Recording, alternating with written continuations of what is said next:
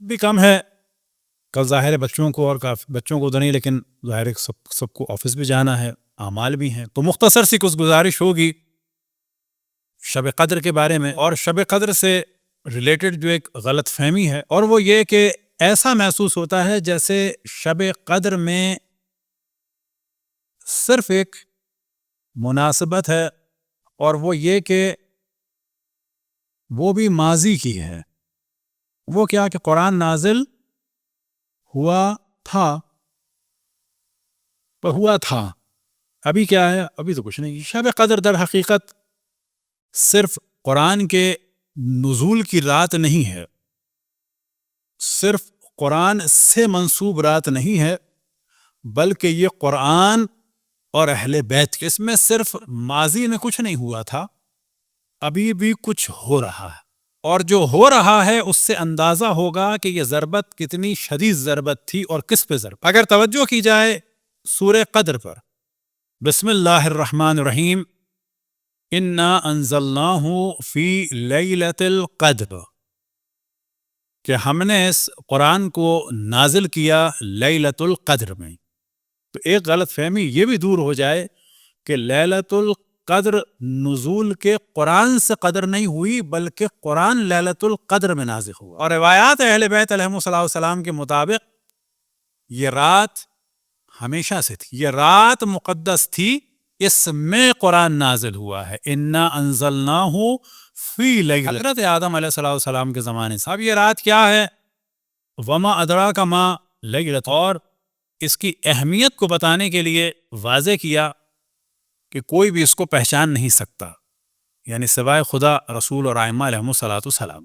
ہر شخص کچھ جان سکتا ہے، مکمل احاطہ اور ادراک نہیں کر سکتا. وما ادراک ما لیلۃ القدر، لیلۃ القدر خیر من الف شہر، لیلۃ القدر 1000 مہینوں سے بہتر ہے. اب آئے گا اصل جواب کہ جو ہم نے سوال کیا تھا، کیا صرف اس کا تعلق ماضی سے ہے؟ تو کہا جائے گا نہیں. تو اب ارشاد خداوند تبارک و تعالی ہے تنزل الملائکۃ والروح فیہا، کہ نزول ہوتا ہے اس میں ملائکہ کا اور روح کا. روح سے مراد لوگوں کی روحیں نہیں ہیں، روح سے مراد روح القدس. تنزل الملائکۃ والروح فیہا باذن ربہم من کل امر، اللہ سبحانہ و تعالی کے اذن سے اس کے امور لے کر نزول ہوتا ہے. سلام ہی حتی مطلع الفجر، سلامتی ہے یہ رات. اس موضوع کو ڈسکس کرنے کا اصل ہدف یہ تھا کہ شب قدر کب ہے، تو روایتوں میں اس کو مخصوص بیان نہیں کیا، بلکہ زیادہ ثواب کمانے کے لیے اور زیادہ توجہ دلانے کے لیے کہا گیا کہ ان راتوں میں. تو شب قدر وہ ہے کہ جس میں قرآن کا نزول ہوا، اور یہ کب ہوا؟ شہر رمضان الذی انزل فیہ القرآن. تو اتنی بات واضح ہے کہ یہ ماہ رمضان میں ہے، دن ہے یا رات ہے؟ تو یہ رات ہے. اب روایتوں میں بیان ہوا کہ آخر اشرے کی طاق راتوں میں دیکھو، آخر کی جو 10 طاق راتیں ہیں ان میں دیکھو، آخر کی جو تاریخیں ان میں دیکھو. اب جو روایات بیان ہیں اس میں 19، 21 اور 23 کی زیادہ تاکید ہے، اور 23ویں کی زیادہ، 3 کی اور 3 میں 23ویں.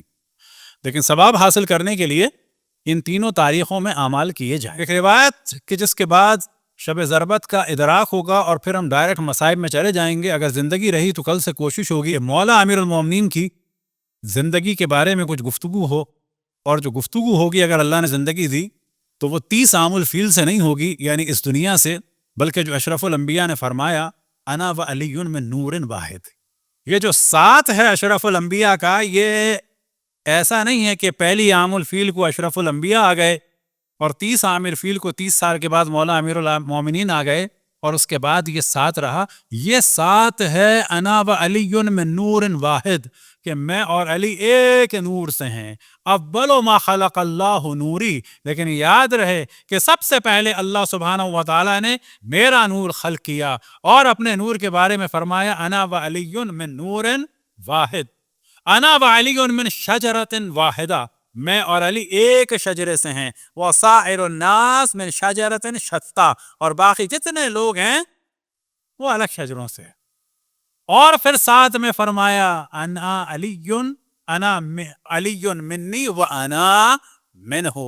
یہ جو روایت مشہور ہے حسین منی وانا منہ، یہ بھی ہے لیکن ساتھ میں یہ بھی ہے انا علی انا من علی منی و انا منہ، فاطمۃ منی و انا منہا، حسن منی و انا منہ، حسین منی و انا منہ، اور پھر حدیث قصہ میں بیان ہوا انہم منی و انا منہم، کہ یہ مجھ سے ہیں اور میں ان سے ہوں۔ صلوات پڑھیں پر محمد و آل محمد۔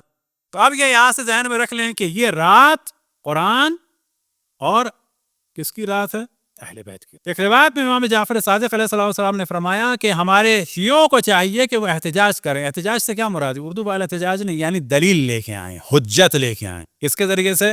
سورہ قدر کے ذریعے سے، اور سوال کریں کہ یہ ملائکہ کا نزول کہاں ہوتا ہے؟ تنزل الملائکۃ۔ اب یہاں پر اصل موضوع یہ ہے کہ یہ جو شب قدر میں ملائکہ کا نزول ہے یہ ابھی بھی ہو رہا ہے۔ بس یہ نہ سوچا جائے کہ ماضی میں جب نزول قرآن ہوا تھا تو بس اس کی ہم سالگرہ منا رہے ہیں۔ البتہ ایک سوال ذہن میں آ سکتا ہے کہ قرآن بالآخر ایک دفعہ نازل ہوا یا 23 سال میں آیت آیت کر کے نازل ہوا؟ تو جواب اس کا یہ ہے کہ قرآن کے دو نزول ہیں، ایک کو کہا جاتا ہے انزال، انا انزلناہ فی لیلۃ القدر، کہ ایک ہی دفعہ میں قرآن نازل ہوا قلب مبارک رسول اللہ صلی اللہ علیہ وآلہ وسلم، پھر دوبارہ نازل ہوا آیت آیت کی صورت میں، اسے کہا جاتا ہے تنزیلی۔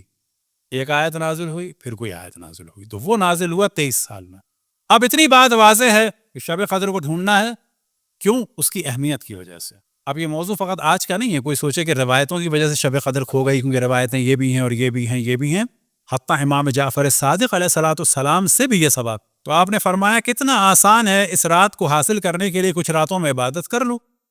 لیکن سوال کرنے والے نے سوال کیا، اور یہیں سے پھر ہم مصائب کی جانب توجہ دلائیں گے، کیونکہ شب ضربت کا اندازہ اسی وقت ہوگا جب اس کا علم ہوگا۔ کہ سوال کرنے والے نے سوال کیا امام جعفر صادق علیہ السلام سے، کیا آپ کو پتا ہے کہ لیلۃ القدر کب ہوتی ہے؟ تو پھر امام نے جواب دیا، جواب سے اندازہ لگا لیا جائے کہ شب قدر اصل میں ہے کیا۔ تو امام نے فرمایا کیف لا نعرف والملائکۃ تطوف بنا، ہمیں کیسے علم نہ ہو کہ شب قدر کب ہے جبکہ ملائکہ ہمارا طواف کا۔ قرآن نازل ہوا تھا یہ ایک چیز ہے، اور عین اس وقت نزول ملائکہ ہو رہا ہے اور ملائکہ طواف کر رہے ہیں امام زمان علیہ السلام کی ذات مقدس کا۔ بس یہ رات اگر جرنلی کہا جائے تو قرآن اور اہل بیت کی رات ہے۔ کب؟ کہ جب زمانہ امامت ہے، اور اس سے پہلے یہ رات قرآن اور اس سے پہلے یہ رات ان سے پہلے جو حجج الہی تھے ان کی رات تھی۔ جس طرح ہمارے روایات میں ہے کہ اشرف الانبیاء کے آباء و اجداد اور خود حضرت ابو طالب کے بارے میں کہ یہ اللہ کی حجت ہیں،